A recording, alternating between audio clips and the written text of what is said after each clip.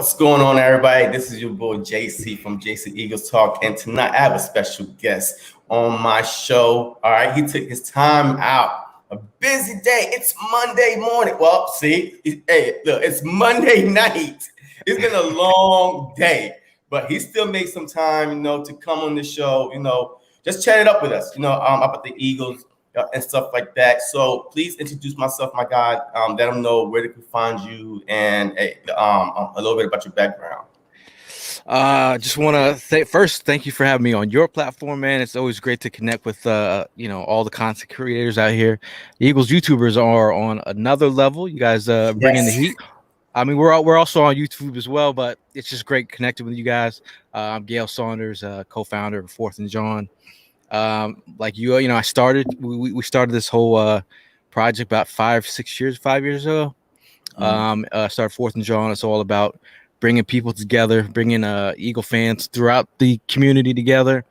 We do meetups. We do, we talk Eagles 24/7. We are a podcast, and we're continuously talking about Eagles 24/7. This is pretty much our lifestyle. So I'm here with it, talking Eagles, and I'm here with a perfect person to do so, man.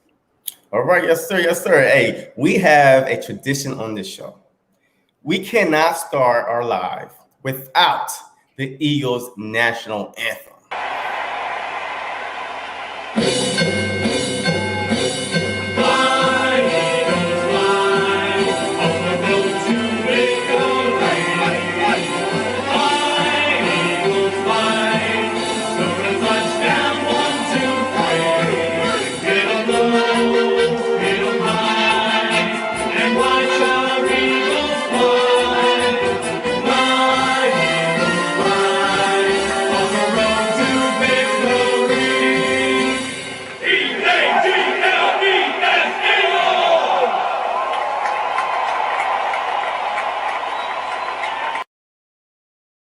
Yes, sir. What is better than this? To come on live to the Philadelphia Eagles song.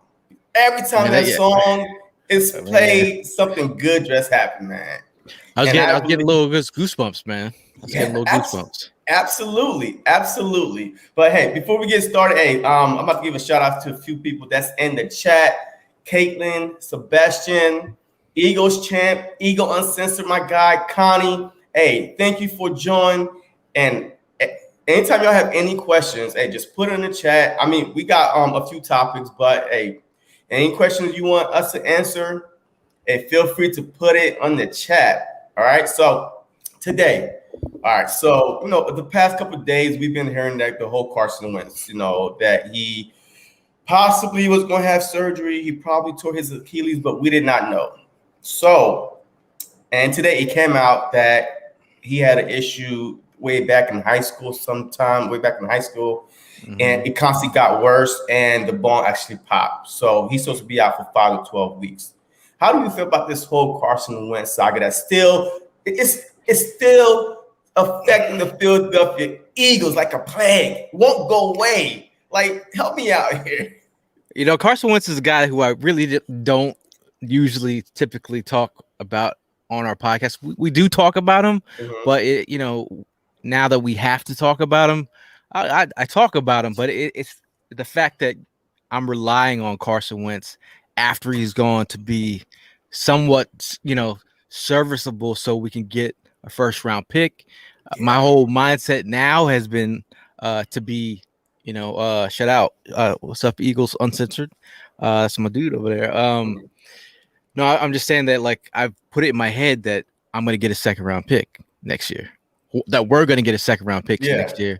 And then if he happens to come back and play those snaps, then it's just getting that first rounder, and that'll be a gift at the end of the season. But definitely I'm disappointed for Carson's progression, because here it is, man, another year where he's dealing with injuries. I think he's the type of dude that foot injury that he had, maybe he just thought he could tough it out and play through the pain. And was he vocal enough about his injury, or was it the Eagles medical team that missed something? Yeah, man, like, I don't know. Because if we know Carson, we know that he is so strong-headed. Like he wants to feel like that he's invisible, that he's the guy. He can't get hurt. As much as it's time to slide or run out of bounds or do anything, he said, "No, I'm going to do what I want to do." So I don't know how you go through the draft process and not reveal that medical history that you had about your foot. I mean, since high school. So how'd you make it through? Like, what medical staff cleared you, or we never heard it? We never heard it. I never heard it. Have you heard it before? Well, I knew that he had an injury, but it's like, cause like during the draft process, you go back and look at old high school injuries of these players. Like you look at like a Josh Sweat, his leg was so bad that he almost had to get his leg amputated. Like there's these surgeries that these players get, and you're just like, all right, you're hoping that they don't have the same issue in college and the NFL. But this is that injury history is something that a lot of teams check out.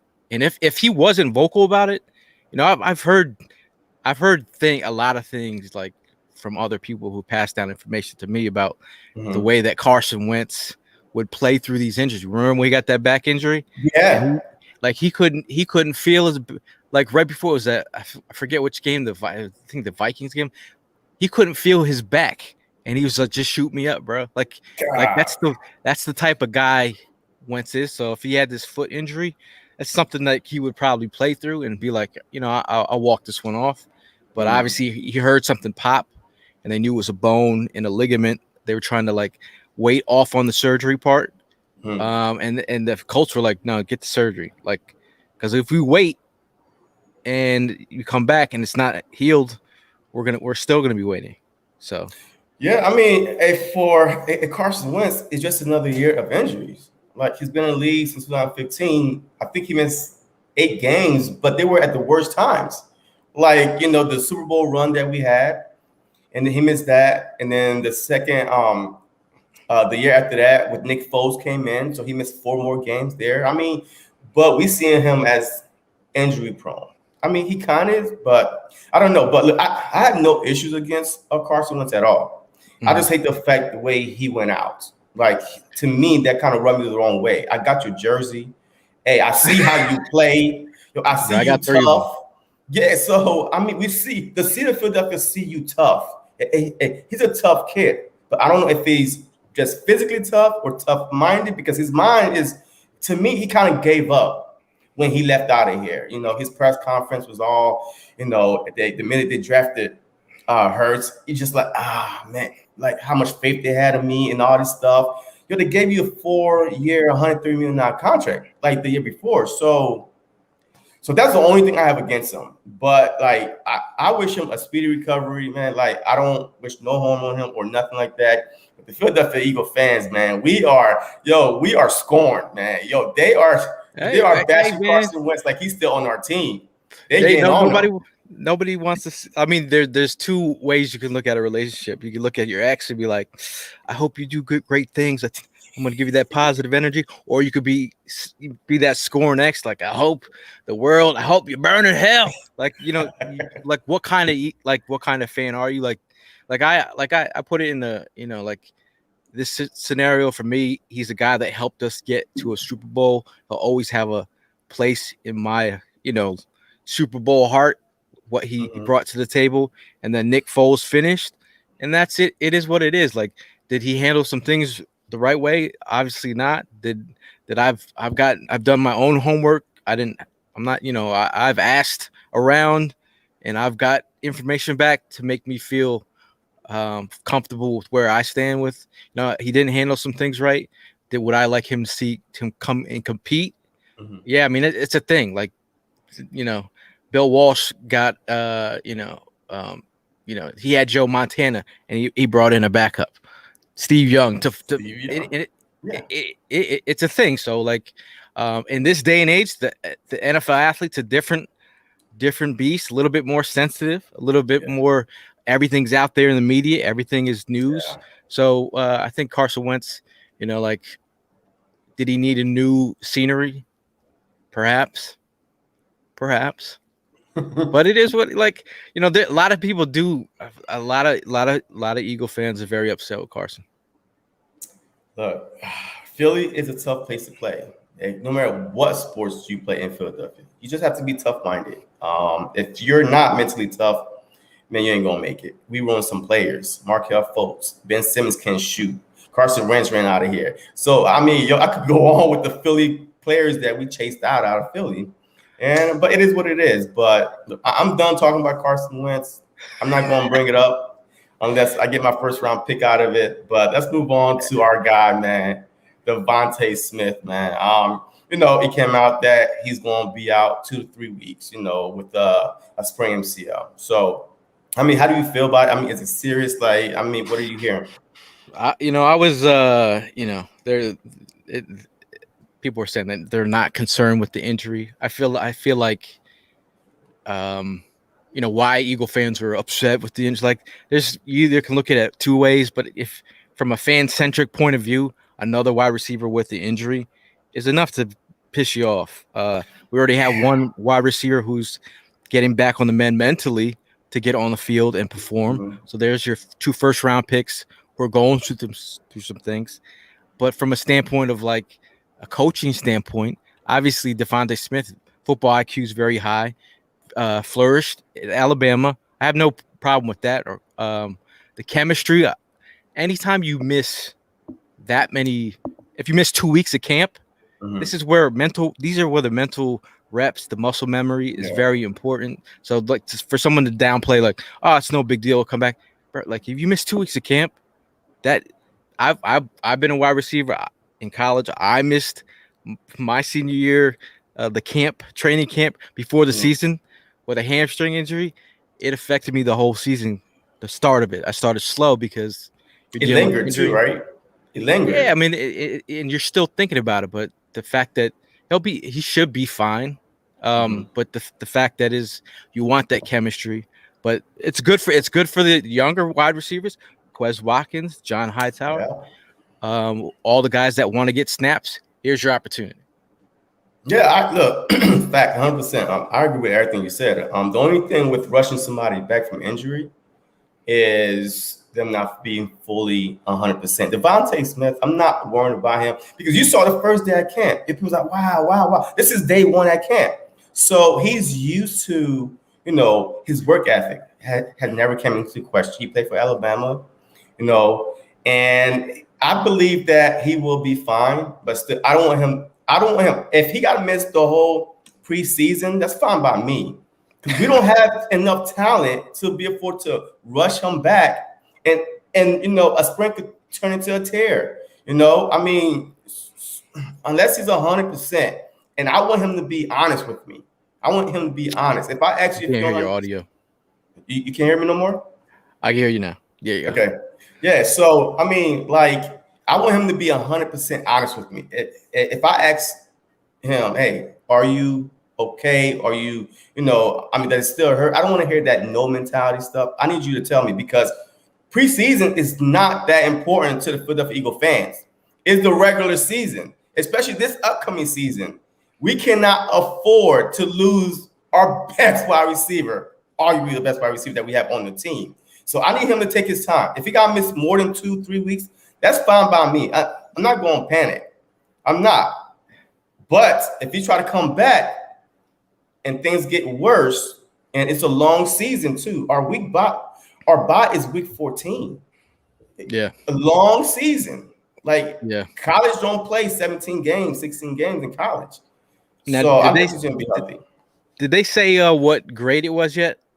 No, I mean, I haven't read that. All I heard is the MCL sprain, and I got the grades. I got the grades here for you right quick. So a grade 1 MCL tear can take from a few days to a week and a half to heal enough for a return to normal activities. A grade 2 tear can take from 2 to 4 weeks to heal.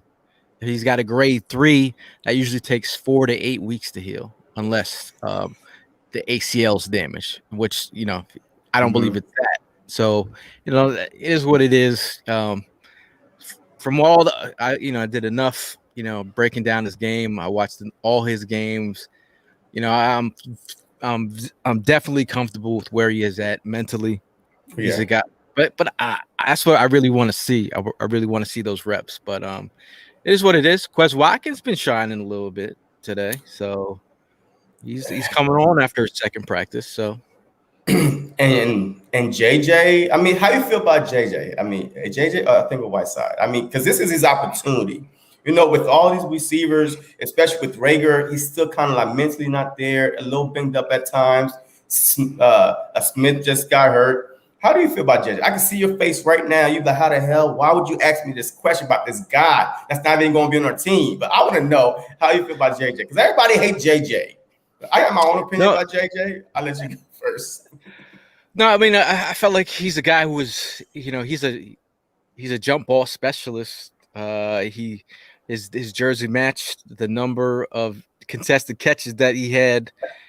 So in terms of I knew what his strength was, but the fact that the Eagles have yet to use him as a jump ball guy, a 50-50 guy, lets me know that I don't think that he's been utilized. I could ask any of you how many times have you seen a jump ball thrown to JJ? You could barely even count how many has been thrown to him. So I feel like he's in a situation where his thing is separation. Can he separate consistently? That's a thing. I was like, yo, if you could move him as one of them hybrid type tight ends as a very last resort. I mean, because if you're not going to get anything, they worked out Josh Doxson recently. They brought in Patton, so they're trying to bring in some bigger body wide receivers to come in and compete. So I think I call J-Jaw J Naw until he does something. He's J Naw to me. I didn't like the pick when we selected him. I was pure team DK, and I was pure tears were coming down my face when I was like, how could y'all with DK Metcalf on the board? And that's unfortunate for J-Jaw to deal with that. He's always going to be compared to him, but J-Jaw, hey man, he's got, this is it, man. This is it. There's nothing else. Yeah, I mean, so let me ask you a question, because I've asked a lot of people this, because this is why I have a little ounce of sympathy for JJ, Mr. Umbrella Man, they call him. Because every player that has left the Philadelphia Eagles went on to ball out. Sidney Jones, Marshall Douglas, Darby, Nelson Aguilar. What's the problem? I think the problem is that we never had coaches to develop these players. How you draft a guy that high and he barely starts?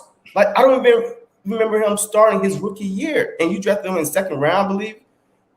So how you draft a guy that high and don't play him? I mean, that makes no sense to me. You look at that. I'll go back that preseason game against the Ravens. He was flashing. He was making some nice catches over the middle, coming back to the football on the sideline. I felt like, I just felt like, I don't know, man. I think you're just hoping that he gets back to believing in himself. You know what I mean? I think there's a level of confidence that you have to have at the next level in terms of being a pro. What is pro? What does pro mean? Taking care of your body, the whole mental confidence. If you don't got that at the next level, we've seen Aguilar go through. He went with the mental. Yeah, we've seen Rager. He's dealing with some mental things right now. It's a serious thing that no one's not really. You're just hoping that he comes together and believe. Yo, Philly's tough, man. The Philly fans are tough, bro. It's not even a thing anymore. It's for real. There's a lot of pressure that these players are dealing with. Yeah, I mean, and the only reason why I brought the whole player development is because this coaching staff, I'm watching these in training camp, these tapes, these highlights where they are preaching the fundamentals, securing the ball, you know what I mean? Tackle right, developing the players, using their skills, their strength, and put them in a good situation. I've never heard that from Doug. I've never heard that from our past coaching staff. ever. Hey, they're not good, you're on the bench. And that's it. Like, until somebody else get hurt, you come in, you still suck, somebody else come back, boom. Like, I've never seen that they preach fundamentals like that, competition, I mean, you talk about Doug Peterson, who had Mac Hollins out there starting, and you're like, what is Mac Hollins doing that he should be starting out there? And they're telling you he's a great blocker. And like, what else is he doing? Like bro hasn't done anything to warrant you even starting him consistently week in and week out. Like Jalen Reagor wasn't used prop. Jalen Reagor told you pre-draft who he was. Yeah. I'm Deebo Samuel. My game's like Deebo Samuel, Tyreek Hill. You talk about just in practice today. What were they doing? Throwing quick time routes to Jalen Reagor to get him open, to utilize his skill set. Did we put him in pre-snap motion versus the Cowboys? What happened? Did a little zig, did a little zag, did a little out route, boom, touchdown. That's how you use him. Use him on screens. He missed a lot of playing time due to his injury. He was a little bit behind the 8 ball in terms of like knowing what to do. But I feel like if you utilize your players, that's where you win. Look, I agree. But so far, JJ's killing it at camp. I'm telling y'all, Eagle fans, I know y'all say he sucked. Hey, we all want JJ to go. But he's been doing good at camp. I mean, everything been positive. Like, he's one of the breakout players right now in camp. JJ. Like, I would never even say I would never say that about a player. You know what I'm saying?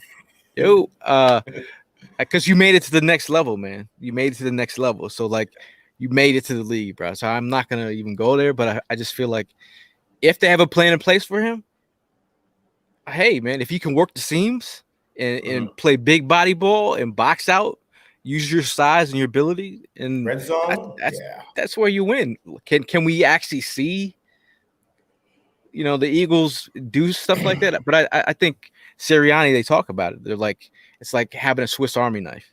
Like, which part of the Swiss Army knife is J-Jaw? You know what I mean? He's that 50-50 guy, using this as the 50-50 guy. Your screen guy, Reagor. You're all around versatile. The main knife that you use, that is Devonta Smith. You're the bottle opener. That is Travis. That is Travis Fogel, man. Like, he's your biggie. Yeah, and he can block too. So I mean, we have guys. So you utilize their skill sets. Oh, yeah. All right. So before we move on to the next one, David had a question. Anyone looks good at training camp? I mean, I know I said JJ, and I've heard Taylor. I mean, but in your mind, who's so far is looking good the second week of training camp? Well, I think someone who's flourishing that no one's not on everyone's radar is Tyree Jackson. That quarterback that turned. I mean, if you look at Logan Thomas for the Washington football team, he's a converted quarterback with size.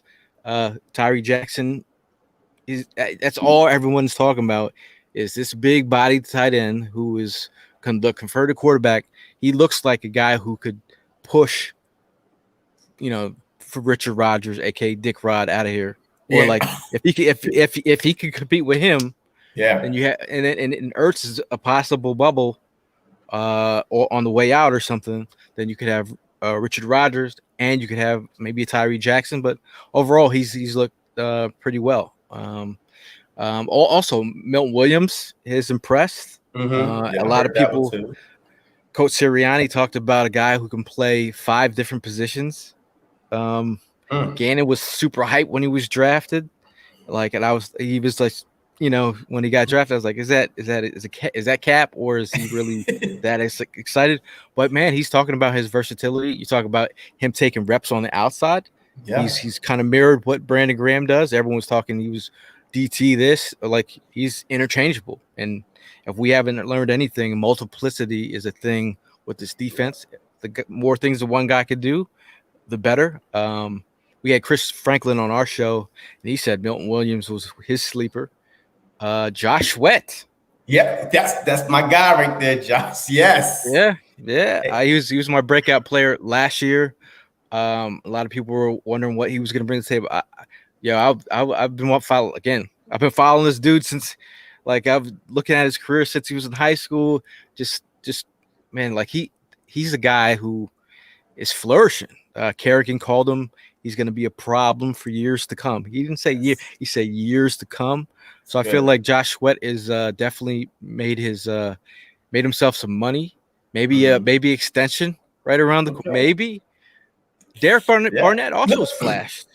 Yeah, I heard. Yeah, I've seen that too. I've heard that he's been beasting in camp, but I think that the whole man, they did something today. That Barnett and Johnson, they kind of restructured the contract or something. Yep. So I think with that being said, when Barnett might be a trade bait.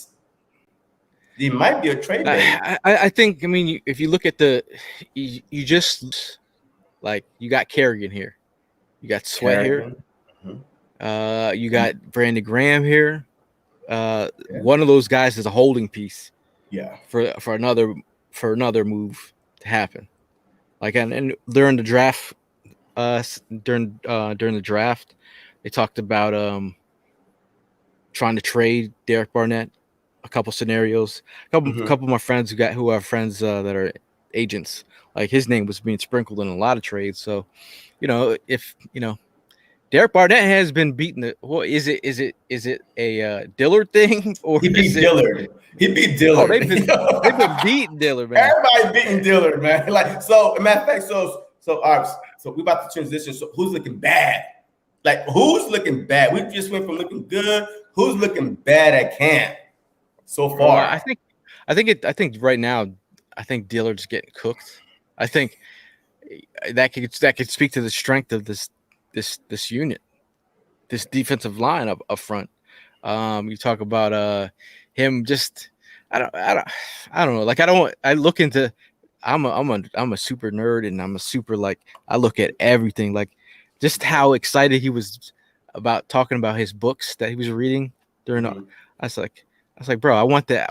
I want that same excitement in your eyes to be about putting someone on their back, not about what books are you like. Someone asked him like, so what books are you reading? Oh, I'm reading like. I want to see somebody. I want to see you knock somebody on their ass and just be like Allen Iverson step over. Like Kempsky had a note. He said that Barnett had jacked up his face mask and just kind of fucked them all up. Like had him had him like out of his comfort zone. He went to the sideline and didn't come back to get that next rep. And he was just like, I expected him to like fight for that and go back and like he just got his money taken. And Mailata, if anyone who was watching any of the pressers today, go back and watch Mailata's presser and then go watch Dillard's presser. Look at the body language. Look at the confidence that Mailata has when he takes the press. Like that's a guy who's feeling confident about what he's doing. And I feel that Kempsky already said he's already called it. He's already called. He's like, I know they haven't put the pads on, but I've called it. Look, man, there's no competition at left tackle. It's over. So right now, I'm trying to figure out what the Eagles are going to do with Dillard because he's not beating out Amariata. So I'm sorry, but Dillard is not versatile enough. So you can't really do anything with him. So maybe he might be a trade piece for somebody. If somebody go down, if somebody get hurt, on another team, and you never know. But I don't see him if he doesn't win this starting job, which is not. You can't move him nowhere else. Yeah, because I mean, Mailata has that swing. He has that swing ability. Yes. But I think you look at Driscoll. He's looking pretty good for a second-year player. He's got more versatility than a Dillard. I mean, Driscoll could be a potential swing guy as well. Like if you got him in the making, I think you have two of those pieces that you could potential trade. Like I'd like to keep Dillard. I just feel like, he's gotta show the fire, man. I'm not sure. I'm not sure he's gonna get there yet. Like if you got to keep him around, you know how many times guys went down last year, most injured offensive line in the league. Yeah. So the Yeah. fact that you have a guy that could potentially give you some reps at left tackle if Mailata goes down. But I love Mailata, man. Yeah. Big boy. 6'8". 6'8". Yo, he's a big boy. I had Mailata in like my mock drafts in the 7th round, and people had laughed at me, and they're like, "What's this dude from Australia, the rugby player?" I was like, "Bruh," I was like, if Stoutland co-signed on him, and he held his hand through the whole draft process down in Florida where they were bringing all the foreign players in, I was like, "Yo, he saw something." Then I saw him. Then I started watching the footage of his feet on those rugby fields. I was like, "Bro, this guy, he can move at that size." We got a diamond in the rough, and the fact that you got a potential, you got your starter in the 7th round, and he's still just learning the game. Yeah, I mean, look, I love it. But real quick, hey, shout out to everybody that's watching right now. Hey, if you don't know who I'm talking to, man, this is my guy right here, Ego Session. That's his handle name. You can find him on Twitter, but also he have a website, 4th and John, right here. So that's his link. So feel free, man. Yo, he's dropping that knowledge, man. So, hey, go check him out. Even after we get done out of here, hey, go check him out. Hey, go follow him on Twitter and just listen to him, man. I mean, he's dropping facts right here. You can't find this nowhere else besides on this show right here. So we're on YouTube as well. You can check out 4th and John on YouTube. We do weekly podcasts, weekly streams, and stuff like that. So. Yeah, man. There's a lot of news and notes, man. I'm got my head buried in. That's good. Hey, and y'all heard the man. And if you not happen to subscribe to my channel, hey, hit that like button, hit that subscribe button. It costs you $3.99, so it's not gonna hurt nothing. So just hit me up, just help your boy out. All right, I'm on the road to 400 subs. I just hit 300 this past weekend. Matter of fact, last night I hit 300 subs, and I've been doing this for a few months. So I appreciate all the new subscribers that I've been getting. And this show will not, like, this stream really cannot go on without y'all. Like, I mean, I can turn the camera on and talk about myself all day, but I like to have fans interact, ask questions, good or bad. I mean, everybody has their own opinions. I would never block you or cuss you out. None of that. All right, this is a football Eagles, stream. So hey, let's get it. All right, so let's. I think we had a question here, real quick. Let me see.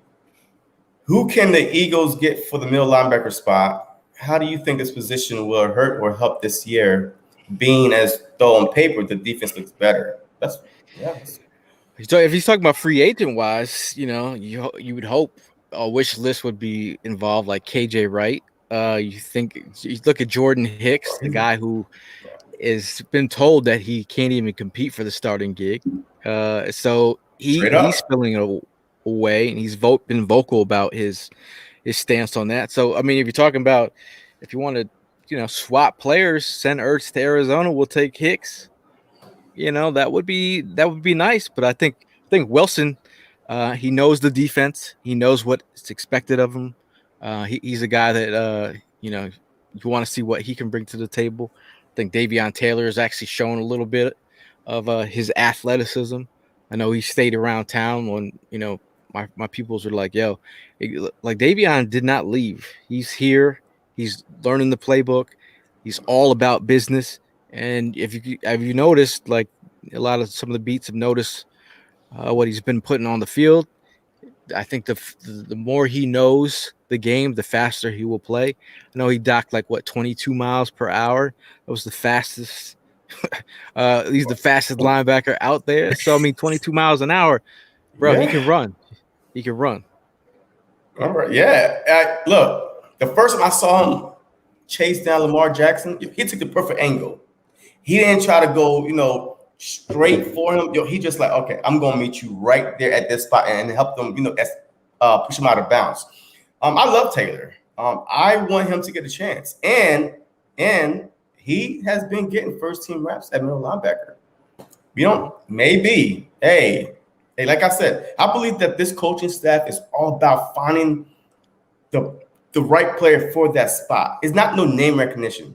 Like if you beat somebody out, like if TJ Edwards get beat out or if whoever it is, I mean, they're all about competition. May the best man win. But I don't, there's not competition at every position. Man, there's no competition at quarterback. I mean, we already know that Jalen Hurts better be on that damn field. Or the Philadelphia Eagle fans, we're about to burn down that stadium. If Jalen Hurts is not the starter week 1, Nick Sirianni, you're not gonna make it out of there. He's not. Hey man. So. Well, we also got all that talk about Deshaun Watson. I know, bro. I know. Yeah. But if the Eagles would stop sniffing around him, we could stop talking about him. Like I'm not trying to hear it right now. But you have that window. You have that window. This is the window. This is the Jalen Hurts like tryout window right now. Like this is his like window. This is his lane. Absolutely. And he's done everything right. He's done everything possibly right to be the leader of your football team. You talk about pre-show. We were talking about the chemistry. What was missing from this team was chemistry last year. You have a guy who's exemplified himself as the perfect dude for this locker room. He's got the respect of his linemen. He's got the respect of his teammates, wide receivers. He's a guy he's young. He's under $2 million for like the cap. Yes, so I mean, this is where you build. I mean, they're just in this window of like, they have those picks to play with, and everybody knows in the league that the Eagles have the capital to do some things. Mm-hmm. But I feel like this is Jalen Hurts show right now. I'm totally Hurts season. Yeah, look, absolutely. The city of Philadelphia, it's Hurts season. I'm telling you right now. LB, Lil Bronson, he got this Hurts season hat going around. And look, if y'all know who LB is, hey, go check him out, man. He's all on Hurts season. He got the city of Philadelphia on Hurts season. So with this question, I mean, I'm just going to summarize it. But how do you think the Eagles will do this year? I mean, yes, we're being stepped on. Yes, we're under. We are an underdog from the jump. I couldn't recall the last time the Philadelphia Eagles was underdog from the jump. Nobody is picking this team to do anything. But then we rank top 5 on the offensive line, top 7, top defensive line, and we pick to do nothing. Well, I just feel like this is where I want our Eagles to be. I want you to disrespect them to their face. I want you to keep them off lists. I want you to keep that energy. I want you to downplay the head coach. I just want you to keep them there.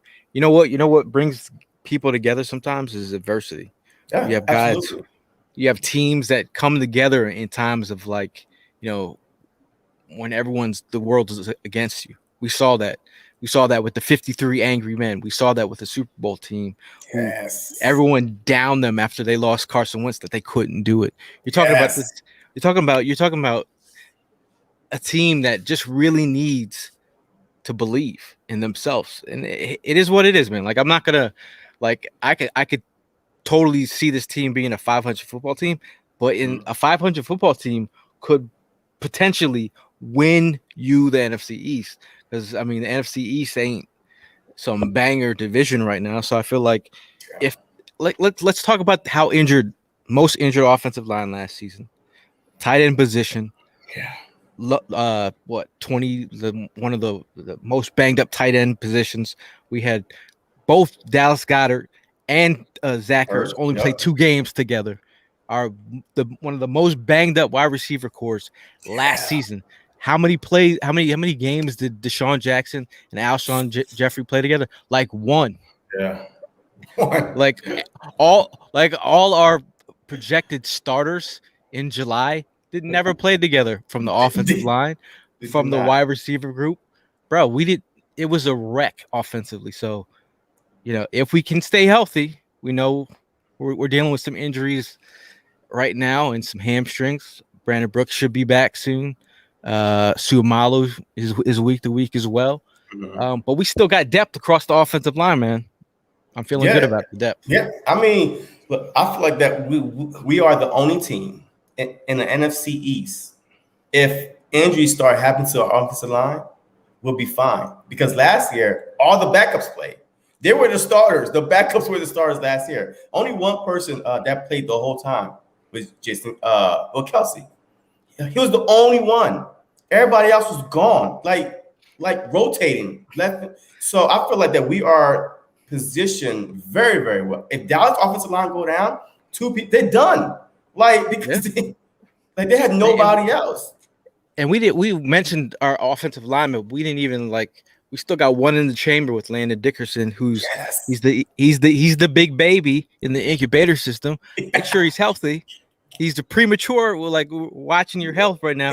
But that dude is a big, that dude can't sneak into anywhere, bro. That dude is a giant of a man. So if you're talking about versatility, left guard, center, if you wanted him to play other positions, you probably could. So Landon Dickerson is also a wild card. So it's all about trench warfare at the end of the day. We already know how defensive line, we stand up.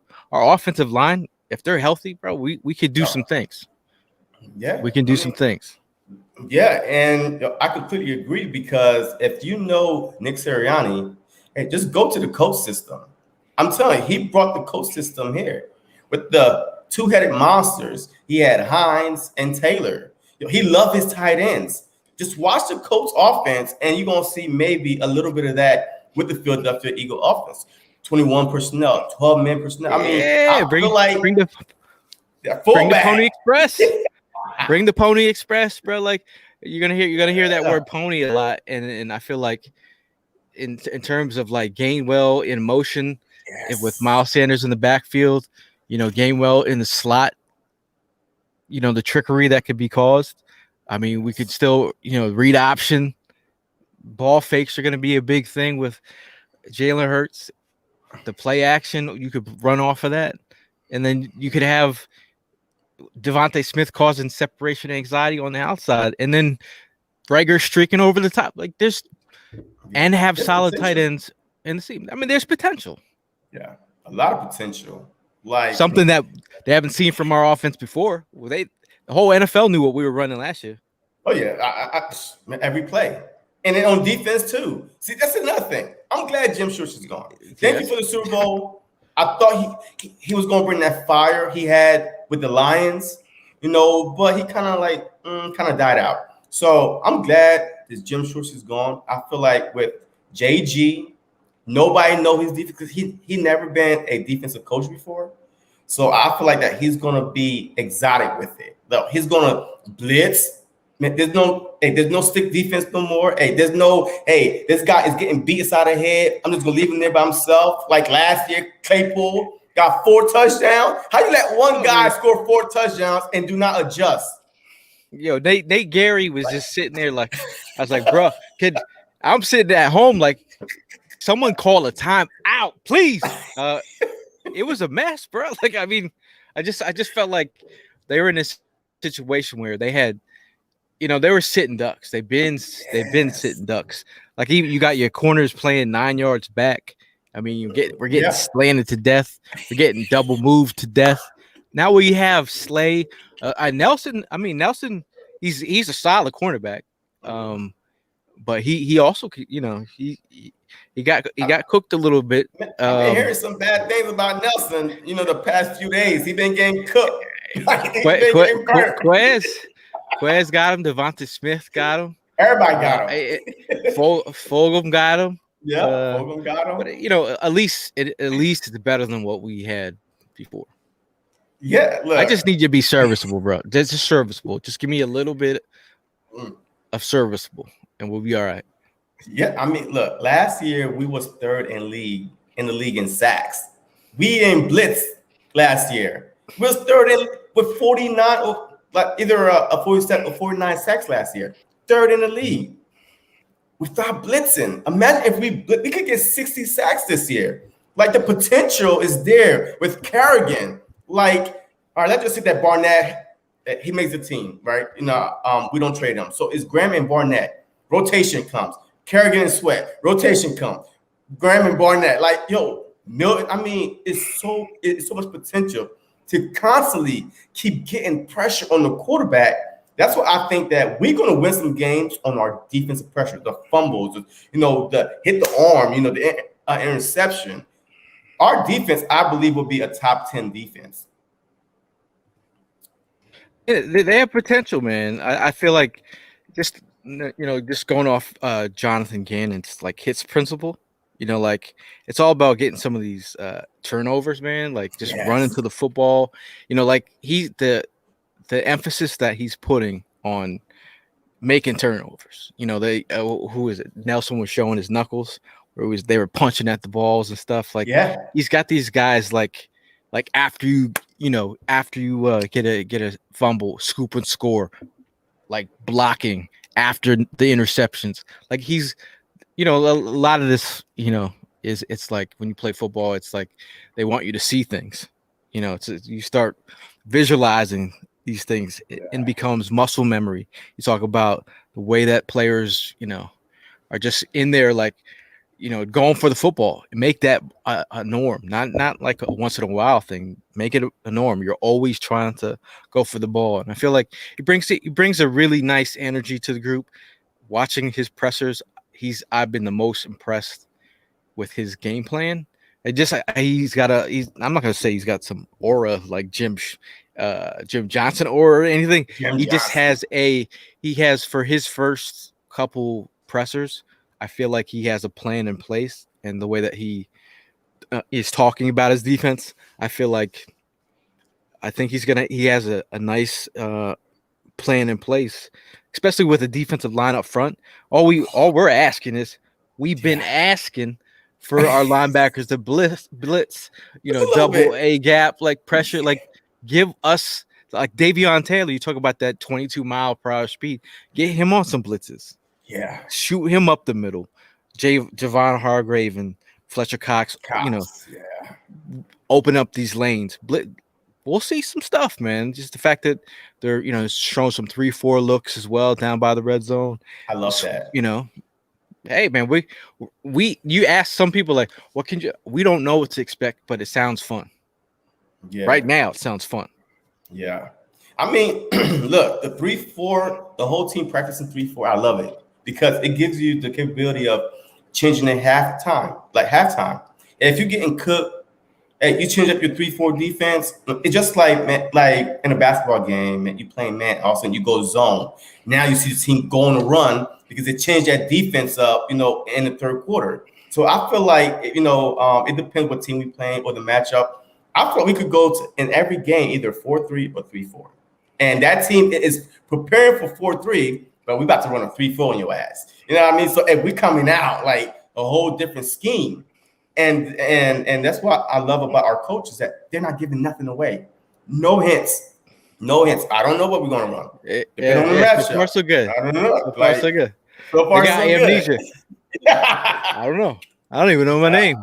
Where are we at right now? Like what are you running? I don't know. We're just, working on fundamentals. Yeah. I love it. I just feel like the defense right now, I feel like they're in a good space. I mean, it's early on in camp. The offense is still figuring out what they're trying to do, but overall defensively, I think they've got some pieces to work with. Talk about Harris on the back end. Talk about McLeod if he gets healthy. Obviously, you want to see what Kayvon Wallace has in the tank. Kayvon Wallace was talking about, I'm a star in the making. Bruh said that. I didn't. We didn't. He said it. So I was like, you know what, young man, I appreciate you. Like, Brian Dawkins' son's roommate, college. Yes. Maybe he got hooked up to the Brian Dawkins IV. Maybe. Yeah. Because I feel like if he's a star in the making, I'd like to see it. I'd like to see him get the opportunity, and he's gonna have that. Mm-hmm. Oh yeah, I mean, he remind me of a young B-Dog, but we don't see it because he has not had the opportunity yet. McLeod, I think this is McLeod last year. I mean, like the Philadelphia Eagles need to stop holding on to these vets for so long. I mean, appreciate you, thank you, but we gotta, if we try and get younger, and not spend years rebuilding, we just got we have to start shipping these old heads away. McLeod, I think this might be his last year, and coming off injuries back-to-back season. I mean, so Wallace, perfect. I can't wait to see what he bring to the table. So Pats go on tomorrow. What are you most looking forward to tomorrow? Pats first time. Woo. I'm probably the offensive line. I really want to see how they do together with, they've been getting cooked on these like one-on-ones. Yes. But now give them an opportunity where, they're really hitting, not just hitting. Like I want to see, is Dillard who we think he is right now, or is he got something in the tank for when the pads come on? Because we need to see it. I need to see the linebackers flying around, hitting people, just being in the right places. We mentioned Wallace. I still want to see what he brings to the table. I want to see him show up, make more plays. Mm-hmm. We need to see these wide receivers. We need to see Rager. We need to see more juice from the young dudes. I know Quez Watkins is pretty much separating himself from the pack in terms of John Hightower. Quez is looking pretty good. That's nice. Yeah. Who else? Hurts has been. I heard that today was his best day yet. He's looked the best. He's looked all camp. It's his progression is. I mean, you can only imagine. He's just learning the offense as he goes. What, on four practices already, 5 practices. So I mean, he's feeling a lot more comfortable. A lot of timing throws. Steichen mentioned that his ability to hit these guys in stride with the deep ball. I mean, the difference of being an 80-yard touchdown and a 60-yard gain. And this is something we've seen. We're like we wanted Wentz to throw some of these guys open. Especially on a deep ball. That's what you want to see. I feel like I think the ability just to Steichen, he was with San Diego and with a rookie quarterback. Shout out Mrs. Burgang as well. He was with the rookie quarterback, you know what I mean? And what they put a plan in place, a running attack around him. And he flourished. I mean, there's going to be a lot of moving parts. I think right now we're seeing a lot of things from this offense, but it hasn't really added the element of Hurts's athleticism. Yeah. Like once that's the bonus. When the bullets start flying, you got the athleticism in the chamber still. You want to run some man? Okay, we'll run the mesh route. Some of these mesh routes, crossing routes. I'll find the seam and rush for 10. Like you want to I hopefully gets more zone coverages, and that's where you want to pick up Devonta Smith zone defense. What? Yeah, he'll eat it up alive. He'll murder the zone. Yeah, he will. He gonna eat it up alive. That running game, Miles Sanders, man. I forgot we haven't. We're almost an hour in. We haven't mentioned Miles Sanders. Yeah, the running back. Yeah, we haven't. Miles Sanders is a guy we want to see. Will the real Miles Sanders please stand up? Because I think they've also said they've loved what they've seen from the short passing game between the timing routes of and not timing routes, but the short quick passing game and some of these swing routes to the running backs. The throws have been all money. He's been accurate there. Talk about how many yards did we miss last year from bad place throws in the short game? Yeah, that's the gimme stuff. As much as you want to say, how many you can go back to the Cleveland game. You threw that one, the interception that went through. You can talk about when they first route. Multiple throws on screens that were off, the ones that were to D-Jack, slow and outside, those short intermediate game, that's where you need to be accurate and timed, easy money check down throws. Boston Scott and Miles Sanders have locked up pretty much the first team reps. Gainwell is looked solid as well. Now it's, do you want Kerryon Johnson or Jordan Howard? Kerryon, yeah. Kerryon. I've seen what Jordan Howard got. I already seen what he has. But I need to see what Carolina could offer in our system. He was a second round pick out of Auburn for a reason. So I mean, he's good. He's got some juice. He's got some juice. Long legs, man. Like he's a strider. Yeah. Also can block too. Like let's be honest. Like you're talking about the back end guys, you need to be blockers as well, man. Like Corey Clement, Boston Scott, were they the most sound blockers back there? I mean, your guys can come in, your depth players, and still be a viable option in the passing game, and also be able to block. Yeah, the fourth quarter. I mean, that's all I keep imagining. Fourth quarter, we got backs, we got carry on. Yes. And pounding them. He remind me of Blunt, LeGarrette Blunt. Like the fourth quarter, man, you not stop against the Chargers that won our Super Bowl year. He wore them boys out. Yeah, I remember he threw a stiff arm on I forget his name. He was the quarterback from Iowa. Forget his name, Williams, but I remember something. Williams. I remember I remember the stiff arm he ate because I made a meme out of it. Yeah, but I mean, you talk about that power game. That was the missing element. It's been the missing element. Yeah. Yeah. I mean, we had Boston Scott as our back last year. When Miles Sanders went down, we just said, "Hey, Boston Scott." This year, I call Boston Scott the Care Bear on steroids, man. That bro got juice. Like he's just like All right, so how many running backs do you think that they're going to keep, though? I mean, we stacked. We have Sanders, Gainwell, Johnson, Howard, Scott, Killins, Holyfield. Holyfield, practice squad. Killins, he's been running a lot of reps at wide receiver as well. I feel another practice squad got very fast. Got some juice. Yeah.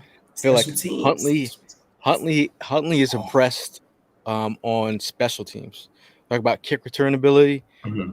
That's where he can get you. They said he's probably one of the fastest running backs they have. Not including Killins, because I think Killins is probably faster than him. But they said Huntley has been pretty fast. He's made some nice catches on some routes in the last couple practices. But then you look at I really feel like it's between Howard and Kerryon. I think you ideally want 4, but they could go 5 if they utilize Huntley on special teams.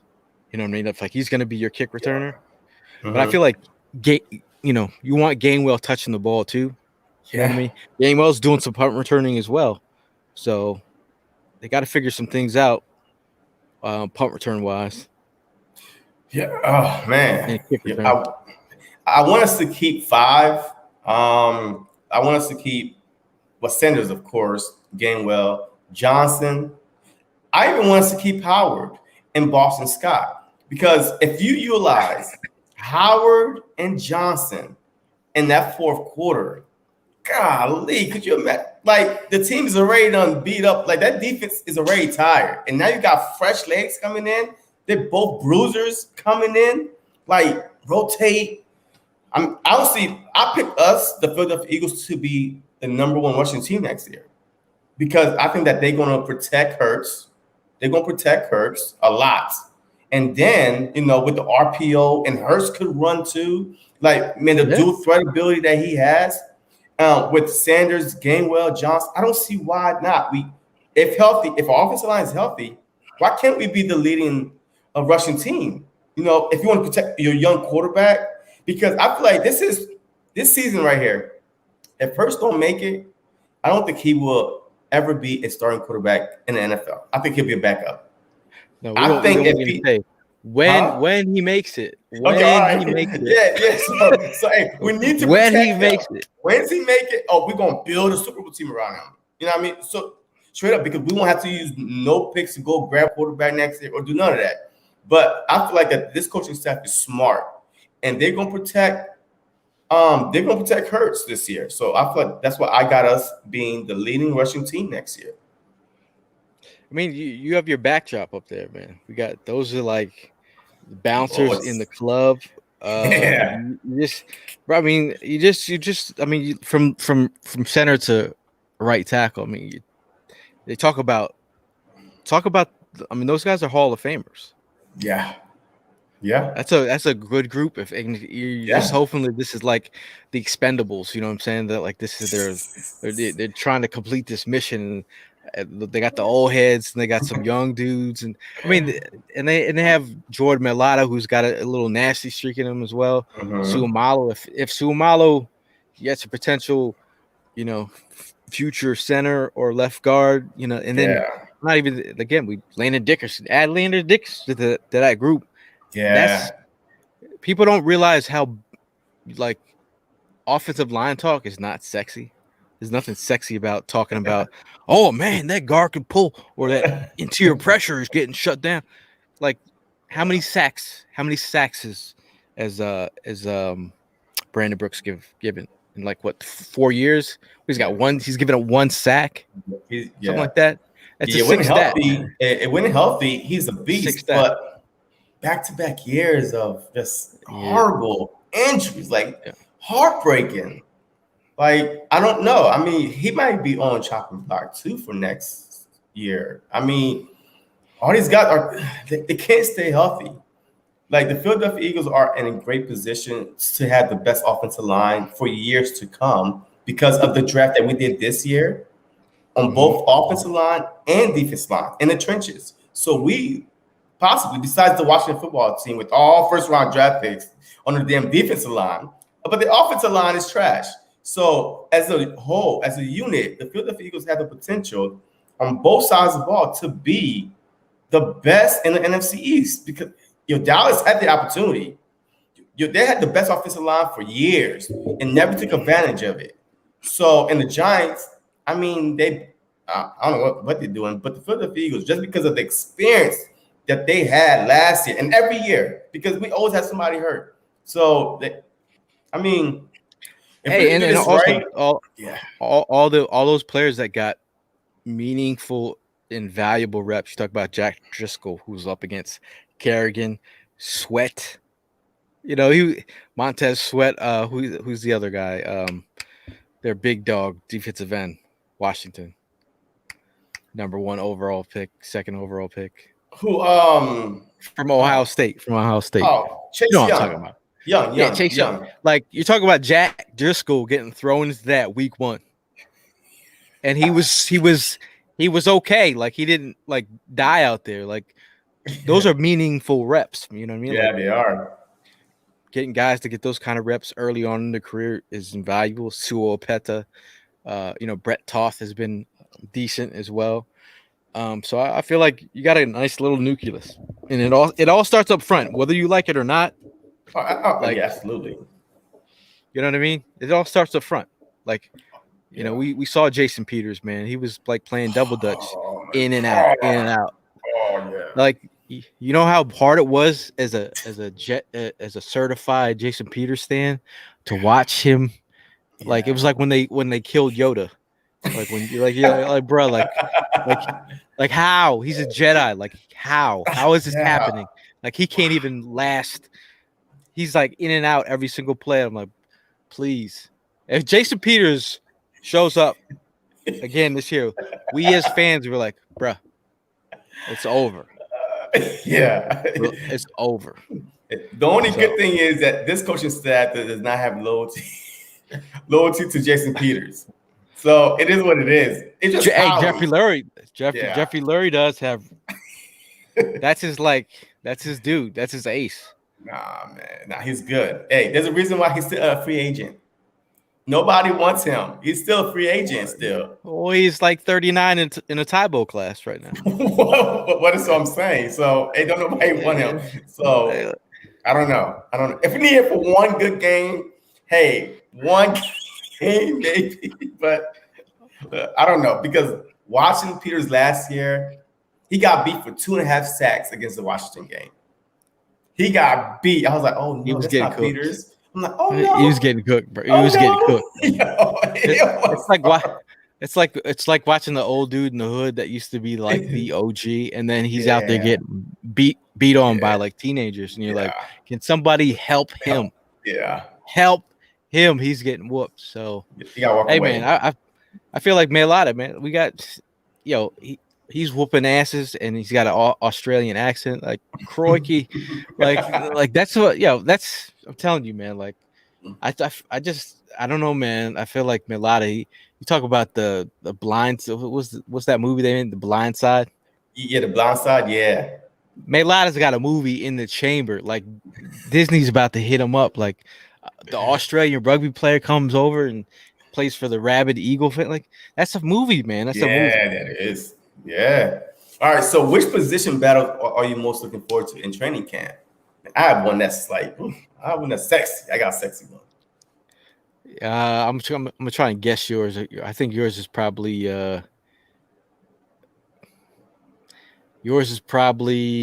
wide receivers, tight end, linebackers. Linebackers, because that killed us. Like, I mean, yes, we had some bad, DB plays too, but linebackers was just horrible. Like, and then we went and got Wilson. I want to see what Wilson could do a full 16 or 17 games, because last year he didn't even start. He was on the bench until Barr and Kendricks went down, and then and he came in, had over 120 tackles, Yeah. 3 interceptions, 3 sacks. I want to see what he could bring with Jonathan Gannon defense, and then I want to see TJ Edwards, like, hey, the best run stopper linebacker that we had. He got hurt. We started getting run on. I want to see Singleton. Hey, he's talking about breaking the Philadelphia Eagle all season a tackle record. Yeah. I want to see Taylor, your Bradley. I want to see Avery. So I want to see who's going to be our starting linebackers. You know what I mean? For the 3-4 and the 4-3, because we definitely got to keep more than 3 of them. Yeah. If we try to switch back and forth like that. Like Avery is a guy who he did that, and I remember he played at Memphis, I believe, and he was rushing off the edge and playing linebacker. I feel like, talk about Osman is playing that stand up role. Oh, you're wondering if Carrick could actually do it, if they needed him. I just think having those interchangeable pieces is, I mean, he talks about it, man. Multiplicity, man. Players that can play a couple positions. Even like a guy like Avante, he's a guy who could play inside, outside, and safety if you needed in a pinch. Yeah. Yeah, but man, I feel like with Maddox, man. I mean, I don't know. Here. With Maddox, like, I feel like I don't know. Like, Maddox been around for a few years now, and he really, he showed flashes like once in every 5-6 games. But thank God we got Steven Nelson. But hey, just based on the camp, he's been getting cooked too. I'm tired of us getting cooked. But Maddox, I'm hoping that he is great in the slot, like show up like Coleman did that one year we won the Super Bowl. Like the best slot corner we ever had was him. So I'm hoping that Maddox could learn from the Oh, and then I heard a rumor today that McPherson was pushing for that slot. McPherson, he's been playing pretty well. He's been showing up. He got his first interception of training camp today. I think he dropped one earlier this training camp, but they said he's been showcasing his talents out there. To play at Texas Tech, and you talk about defense. At Texas Tech, they don't go in the same sentence. No, they don't. So just the fact that he's out here giving his all, I feel like he might be a little sleeper. Like it's weird to say a 4th round pick is going to give you meaningful snaps right away, but you look at what Avante is given. At least he's played some meaningful snaps when you need him. The way that we set, the fact that we put him on the outside and we're like, okay, yeah, we're gonna leave. That's like having a security system and you left the left door open. Like, bro, we know the Eagle fans. We've been saying like that's not right what you're doing out there. Move him on the inside. and then get the camera set up in the back of the yard, and get a real security system over there because you know that door is open. So we got Nelson. We're like, all right, that's cool. That's serviceable for 1 year.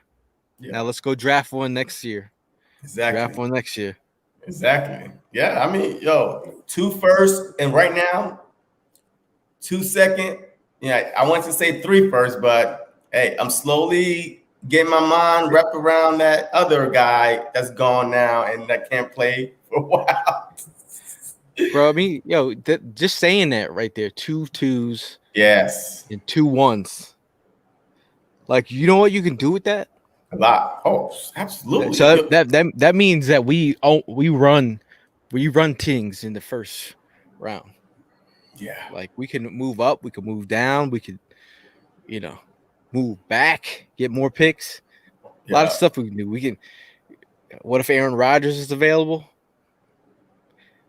Did you watch any of that? What was going on in Arizona, in Green Bay was like, it was crazy because you're looking at Aaron Rodgers be so transparent, and he's basically like shitting on the brand, and it's like, oh, they don't come here for you guys or the cheese, they come here for me. And my friend's son is AJ Dillon, and I want to be like, yo, AJ, what is going on in Green Bay? Like, I want to talk to his mom. Like, is everything okay in the Green Bay? Does anybody want out? Does anyone want to get traded to the Eagles? Can you send Devonta, please? Imagine if we added Devonta. Added where? In our draft pack? What? Would you send him to Green Bay? No, I mean, no, Devonta Adams. Imagine if we brought. But what we had to give up? Times 2. I'm just saying. What would we have to give up? What would we have to give up? All right, so put this trade scenario on the table for me. Aaron Rodgers and Devonta Adams, boom, to the Philadelphia Eagles. What would we have to give up? Man, you probably have to give all of them. All of them. The picks, and Devonta Smith is gone too. No, you keep Devonta Smith. It would be Devonta Smith and Devonta Adams. Because I want the Devonta times 2 T-shirt. I want the 2 hype. I want the you name it. That would be amazing. Come on, man. The routes that I actually put a meme out there. Imagine the routes that would be run if you had Devonta Adams and Devonta Smith. It would be Cook City over here. Oh, it would be boiling. Yeah, for at least 2-3 years. I mean, it is weird when you think about the quarterback situation, and we keep the guys that keep being brought up. We brought up Deshaun Watson earlier, but the fact that guys like Peter King are talking about it, these are dialed in. Adam Schefter, these are dialed in people. Yeah. Like I sat and watched an hour and a half interview with a Deshaun Watson victim who said that she had worked. Did you watch that interview? Mm-mm. No. Did you see it? You never heard of it? I've heard it. Well, I've heard of it, but I didn't watch the whole thing. I mean, it just it was definitely because I try to do as much homework as I can because we're all talking about this stuff. Yeah. But just it was just very if any of that stuff is it's alarming that go watch it. It's on YouTube right now. Girls, we'll see. But the thing is, it's all about things have to play out in court, and we'll see. Remember on Aguilar, the whole timeline exploded on Aguilar when they thought he raped someone. Yeah. You know what I mean? That was half the fan base wrote him off. Yeah, but it's definitely a touchy subject, whether between Deshaun Watson and vaccines. Vaccines have been. Could you imagine? Did you ever think that you would be talking about vaccinations? I know, and that being a divisive thing. Yeah, in the locker room, in the NFL locker room. Yeah, I mean, it's crazy. I mean, and then you got Cole Beasley out there. He made his little statement. He read it. Any questions? I just think that people should stay in their lanes. You're a football player. You have decisions, and you could say no, yes, but don't come out because you're a public figure, and whatever you said, there's people listening, and then you're just making it probably harder for your own team, harder for you. I mean, harder for NFL. I mean, I don't know. Mike Zimmer has been very adamant. You know, Kirk Cousins. You know, like he's thinking about like, hey, we're not gonna have a team at this point. Like, you know, we need you guys to be vaccinated. You guys miss again. The thing is, like, it's now it's in a situation. I have never agreed with Mike Irvin in my life, but he had said something. It comes down to if you want to the Cowboys win or lose. Yeah.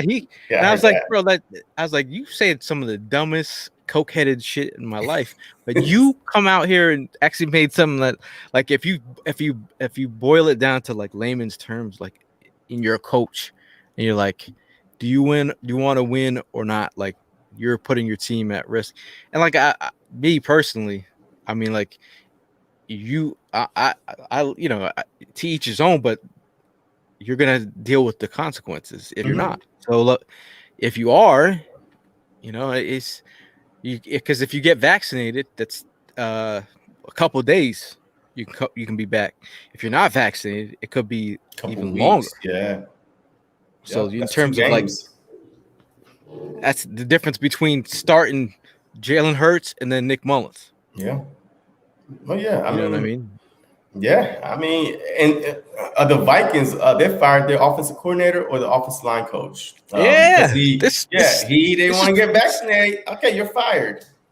This is crazy. This is not crazy. Like, I understand it, but like, I've been covering the NFL for like the last 13 years.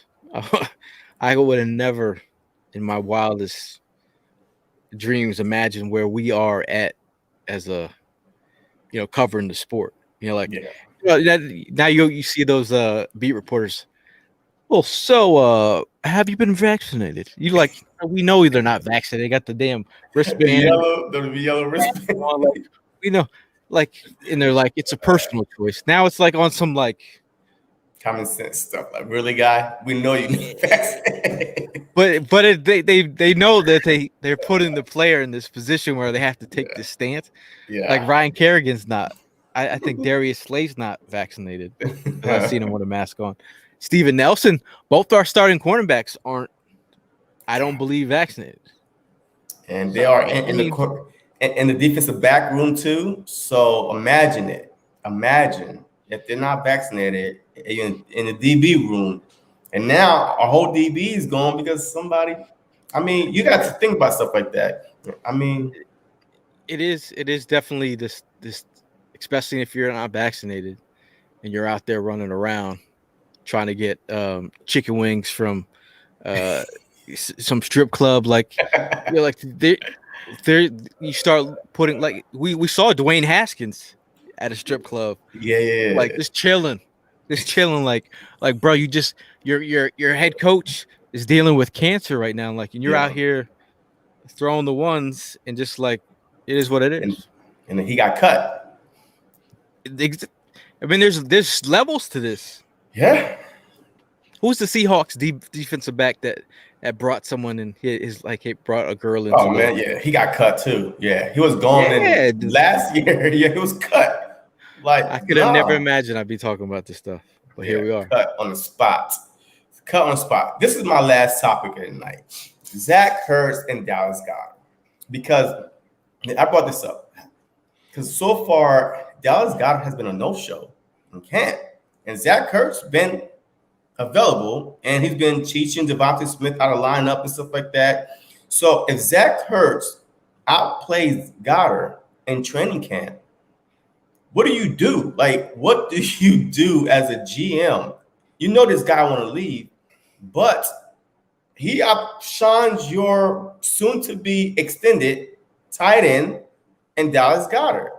Now you have a tight end situation because we know that Zach is not staying. But if he outplays Goddard, then what?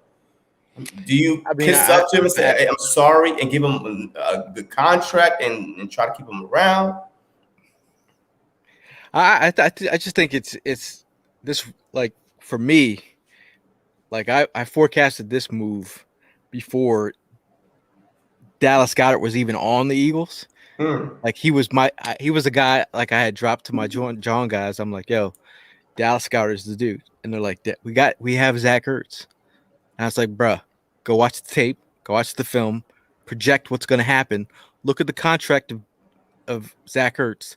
By the time he's ready, we have our new tight end. Boom. Yeah. So for me to sit here talking to you, this is something I've been forecasting for years. So this is the contract year. Dallas Goedert is here. They are going to give him that money. And then that's what it is. So the fact that you're paying 8.5 to tight end 2, that doesn't sit right to me. If I'm playing Howie the GM, that doesn't sit right with me. So you're talking about that there's a move that needs to be, there's a move in the making. The fact that they're, like we talked about pre-show, I've watched Zach Ertz in training camps. I've watched him at a number of practices. This is the first year that I've seen him and something's off. You just like the energy. So is it better than last year? Because last year we started the season with him arguing with Howie, like visually fighting the first day of camp. The fact that they were actually talking away from everybody, that meant there was a big boy conversation that was going on. So we're like, hey, what are you hearing? Whatever, has my agent called you yet? Any teams interested? I feel like that's the kind of conversation that could be going on. Obviously, we all, as Eagle fans, we all remember what he did in the Super Bowl and what his wife have done for the community. I just feel like he knows his time is when they had that conversation at the end of the season last year. We knew. Yeah. We knew the way that you saw when you saw those tears, those were real tears. That's emotional. It was wrapped up in a bow. So I feel like his brother mentioned on a podcast last year that he knew, Zach would even tell you himself, that he didn't want to be part of a rebuild. Is this the rebuild? It's a retool, but it's a retool. Everything's there staring us in the face that it doesn't seem right that he's still on the team right now. Look, I don't mind Zach Ertz being on the team. I don't trust Howie Roseman because all last year, when Alshon Jeffries was hurt, Fulgham came out, he balled out. As soon as Jeffries came back, Fulgham disappeared because Jeffries was making $10 million because Jeffries was making more than Fulgham. So he likes to play people that's getting paid. Even though they're not the best at the time, he wants to put the people that's making the more money because he's paying them. So I feel like if Zach Ertz stay, then Dallas Goedert will be tight end number 2 because Howie Roseman will come down and say, I'm paying this guy to play, and he's on the bench. And him and Doug last year, I mean, the whole personnel issue, one wanted to start this guy, one wanted to start the other guy. So I don't trust Howie. So if nobody trusts Howie. So if we trusted Howie, this would not be a problem because having 2 tight ends, possibly 2 number 1 tight ends on your team, we could, like, the more weapons we have for Hurts, the more successful that we are setting him to be. So I mean, it would be nice, but when you talk about like developing the back end of your roster, and then if you have some guys on the back end that can give you what Ertz can give you, like Richard Rodgers. Not to say that he was Ertz-like, but he gave you serviceable snaps and certain serviceable opportunities where he made the most of it. His best season was last year when Zach Ertz and Goddard was down, so he stepped up. If Tyree Jackson is, I'm not saying he's going to be the next exact Logan Thomas, but I feel like if he gives you some yak, because we know there's no such thing as Yak Ertz. There's Zach Ertz. That's it. We love Zach Ertz, but there's no Yak Ertz. And I feel like Goddard, he showed you some yak. Goddard has yak ability. Yeah. I mean, we're still waiting for that call to be overturned in Dallas. But I'm just saying, I feel like the writing's on the wall. Like the fact that it got this far it's been way too far. Like this is the move that Howie has been trying to make, and he hasn't gotten the rights. He hasn't. I don't think he's gotten the right deal, and it's been now he's waiting for someone to get hurt. Yeah, absolutely, and everybody knows that. All the fans knows that. All the fans like, hey, we don't want nobody to get hurt, but as soon as somebody get hurt, we probably could fleece somebody for a second, third round pick. We probably could like, oh, you need a tight end? You need a tight end? You need a tight end? Be like, and then Zach Ertz is over there with Zach Ertz. He looks like a rock star who went on a long tour and he came back. He's like, bro, I'm good. I'm trying to take this show on the road. Can you you call my agent, get my and I get it. Like I totally get it. Yeah, lame duck. Like you are a lame duck player. It just all the optics look wrong, and I've just seen him. That's a scary part when I've been following the Eagles and so closely for so long that you start to see people's body language and you know that stuff is off. I was like, bro, I either need a new hobby or I got real problems because I'm sitting here like reading players by their body language. I'm like, bro, this is not right. Look, Zach Ertz looked like he had a long off season. He came to the first day of camp. I was like, wow, man. You know how when you start stressing a little bit, man, you start growing some gray hairs and stuff like that because of the stress. I think he had a lot of gray hairs from this off season that he just kind of dyed it, man. He was like, you know what, man? Hey, I ain't gonna let nobody see me like this.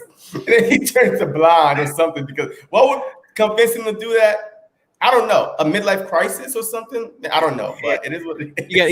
You got a convertible in the back. He's like, yo, I'm gonna get my convertible.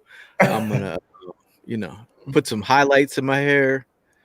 I don't know. It just feels like, maybe his wife's away. She's out in the Olympics. He's like, bro, he's like, I'm bored over here. It is what it is. Like I just because on our podcast we were talking about my partner Evan was just like, yo, what if he comes back next year? I'm like, it just doesn't make sense, man. No. It would be nice, the nostalgic part of it, for Ertz to come out one more time. Just think about this, Ertz. He had to, if that's his last time playing in the stadium, he had to leave with an empty stadium. Like he didn't get to play in front of Eagle fans one last time. Now, how weird is that? I know. I mean, that's kind of weird. Yeah. Like he didn't get sent off the right way. And even if Bruh comes back, it's gonna be weird. Like he comes back 2 years from now, and Howie's just like, and Zach's like, whatever, bro, don't talk to me. It's gonna be weird. It's gonna be weird. So. A bonus question for you. Bonus question. Did Howie Roseman do enough this offseason and in the draft to save his job after this year? Because we know the fans are holding their breath. 2 first-round picks, possibly 3. We are holding our breath that he's not here. Because we need somebody that could draft players. And I don't know. So what do you think? Well, I just feel like in terms of his relationship with Lurie, and the fact that they paraded out a GM rehab program right in front of our eyes with John Dorsey in the building to show you that Howie Roseman has been getting his treatment and learning new things and learning, the whole value system of like putting this team back together. And the fact that he has Lurie's ear, now he's got multiple picks, and then he drafted Jalen Hurts. And if Jalen Hurts has a great season this year, he's done enough to keep his job and then move on from Wentz, who just got injured already. Yeah. People are already, the optics of that are already looking at like how he moved on at the right time. Yeah. So he's done enough in Lurie's book to stay around, but for Eagle fans, we've been we've been asking, we've been watching, side-eyeing, and wondering when the next ball's going to drop. The fact that we thought John Dorsey was going to stay around and be like, Yeah, no. John Dorsey's in the building, son. So I feel like he's done enough to keep his job for Lurie's sake. And I feel like Eagle fans, we've always been, I mean, for the last 2 years, we're looking because you're creating an environment that you want to create an environment where future Eagle players want to come to Philadelphia. And if they're not feeling like, what is going on here? Like the fact that we got Sirianni. You talk about Sirianni. I called him. He's like, there's no offense to Sirianni, but I was like, he's the Fisher Price head coach. It's my first head coaching gig. Like he's got the training wheels on him. You look at the first presser. Look at the way how he's looking at Nick Sirianni. He's like, what do we say? Yeah. Oh, right. Okay. Yeah. Like you looking at him, he's like, bro, come on. He's almost like, you know what you were coached to say. What do you're out of the pocket. Like he's looking at him like too hands on. The way we saw Gannon out there have his say. You don't see no one sitting around him, right? Nope. How come we didn't see Sirianni sitting there like, boom, this is my gig. Step aside. How this is my like. I wanted to see that. I want to see more of that. So Howie's got his hands in some things, man. He's got his hands in some things. He do. I think, man, we was negative what 60 million or 65 million in the cap, dead money in the cap this year. He got us out of that. I didn't see no way, no how we could sign one free agent. We got Eric Wilson. Easily could have went to another team and signed multiple year deal for at least $8. Harris, same thing. He could have went to another team and signed multiple year deal for $7-8 million a year. Kerrigan, he chose to come in for a reason. Like Nelson, all these players, all three of those players combined, there's no way that we should have got one of them for the price of 4. There's no way. 20 million for matter of fact, Nelson, we only gave him 2 million, like 2.1, whatever it was, and then the other 2 is incentive. How did he do it? From negative $60 million to signing key free agents, and not just free agents, the good ones too, that we need and able to make this team better on defense. And the draft, 6, 12, 10, Devonta. How? This is these like on paper, like he did enough swindling to make it look the optics of it look great. You know, the fact that he's, but like we're all still we're side-eyeing. We're still, the real ones out here that have seen the ups and downs, and and then you can't we did win a Super Bowl like 4 years ago. But like when you talked about this, but when you talk about this window of winning, this is where he failed. Like this whole dynasty was like, we're like here now. Yeah. So we're like that was an opportunity to like really win. So I mean, giving it Carson Wentz all that money and then shipping him out. Yeah. That's one of your mistakes that you're, like how did he get us out of there? Well, he put us in there. I mean, you could make any argument, but the fact that absolutely, he get us. Who is Sirianni? Who is Sirianni though? We need to know who Sirianni is. But if you look at all our head coaches, from Ray Rhodes, Andy Reid, Chip Kelly, Doug Peterson, nobody wanted to hire them.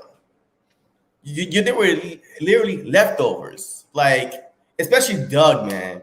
We looked everywhere for a head coach. We was looking up and down, and they were like, damn, everybody done went to another team. All right, Andy Reid, hey, since we want to go back to the Andy Reid era of running the ball or whatever that era was, because Andy Reid was never known to run the ball, but whatever the Andy Reid era was, Howard Roseman and Jeffrey Lurie just wanted to go back to that, and they got Doug Peterson. But they all have succeeded. I mean, they all had success at one point or the other. So Nick Sirianni to me remind me of a young Sean McVay. I mean, he could come in and do some genius stuff, and we'll never know. But we gave him a chance, and I feel like it was a good hire. I mean, as far as what I'm seeing now, besides the first day, he's nervous. You know, the press conference, and you could tell, you know, all these rock, paper, scissors talk, all that stuff. Okay, got it. But on the field, he's showing Devonta Smith, hey, when the defensive back hips turn, that's when you know you got him. Until you see that hip turn, just continue, and then as soon, boom, you got him. So he's teaching the Heisman Trophy winner the little things, because you can see that he's all in it. Like, he's about coaching and learning and growing. So I love the hire. Whoever hired him, either Howie or Jeffrey, whoever hired him, I think it's going to pay it off. I think I want Howie to stay, but not as the GM. I want him to, like, work the books, because he's good at that. I don't know no other GM that can work the books as good as Howie. But imagine your ego if you play the role of Howie. You're like, I got Philly a Super Bowl 4 years ago, and you're gonna tell me, like, go hit the books, Sonny. Bro, he's like, yo, Howie's like, who he's talking to, bro? Like, you know, like, chest puffs up. Like, I feel like, you know, Siri. Like, did you hear Merrill Reese had mentioned that he said his demeanor reminds me of a young, what's his name? I can't. My brain just blanked. But the GM my or the brain. Coach Dick Vermeil. He reminds him of Dick Vermeil. For Merrill Reese, he'd be popping off lately. He's been saying some things about Devonta Smith. He hasn't seen that from a wide receiver in the time he's covered. And to make a comparison to Dick Vermeil, you know, if he's a coach that who's great on a personal level and can speak the language of the new generation of players. Like, we have to be honest. Like, these new players aren't the same, you know, players that were coached by, like, these hard, tough-nosed coaches. You got to be well versed in millennials, and you got to speak the language and know the landscape of social media. Learn how to, like, inspire, like, younger players. Like, you know, like, back in the day, like, some coaches would just. You could yell or Buddy Ryan, like, you could yell or do some crazy shit, and like, some of these players' feelings could be hurt. Then they'd be subtweeting you on Twitter, like, you know, like, you know the type of, the type of shit that we're seeing now. Just like, bruh, yo, he liked another player's statement on another team. What does that mean? Steven Nelson, man. You see his IG? He followed the Eagles. He's coming here. Bro, like, you guys are reaching. And then Steven Nelson said what? He said the Eagles Twitter, he loved the enthusiasm from Eagle fans on, and all Eagle fans are like, yes, we did it. Like, it's a whole nother I can't even believe what the stuff that I'm looking at now. I'd be looking at players' YouTube channels that they have with their girlfriends. I'm like, bro, like, look at this man's sneaker collection. We're not drafting this dude. Get him out of here. Like, I'm like, the stuff that I have to go research is, like, way different. Like, the league is so on another level right now. Yeah, I mean, yo, man, now, and the worst place to play, if you don't want to see your social media or tweets, is Philly. Because we are quick with the social media, with the tweets, with the posts. But this is the world that we live in. You know, even outside football, this is the mindset that everybody have now. It's all on social media. You know, so that's why they got to change some stuff. You know, water down the NFL a little bit, water down the NBA a little bit. Every sport is just being watered down because this is the time that we live in. So, but yeah, so look, oh man, this has been a blast, bro. Hey, I had a blast. Good. Man, I could talk Eagles all night, but I know that's what I do. That's what I do. This is what I do. Yeah, man, it's always good to link with great Eagles content creators, man. You guys have been killing it. You guys have been putting in the work out here. It's inspiring to watch you guys grow and do your thing out over here. We're gonna have to get you on a show over at 4th and John. Whenever you're ready. I'm always ready, man. So just let me know. I'm on. No. Now, are you local? Are you in the area? I'm in VA.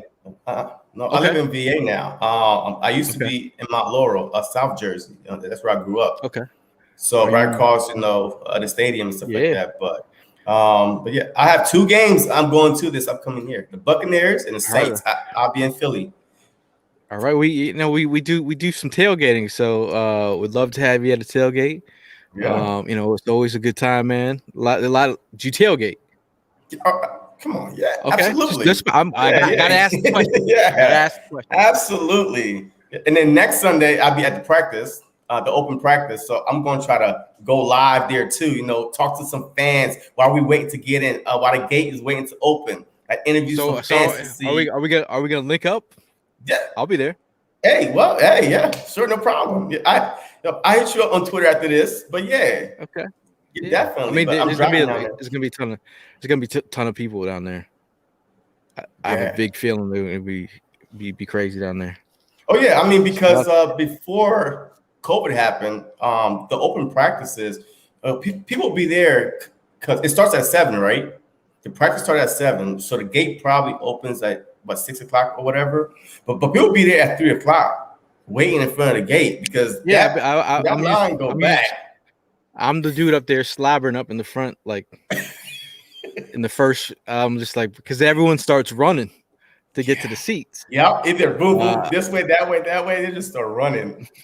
But I don't know how they're gonna do it because it was mainly for autographs because like all the people would come, all the players would run up to the first row to get autographs. Mm-hmm. I don't know what they're gonna do for that this year. I couldn't get on the field tickets though, man, because like the ticket size was the $10 ones, but the $25 the VIP on the gate one, I couldn't get. I was too late. I was too late too, man. But I found another option, bro. I got into the one of the private practices versus the Patriots. The scrimmage.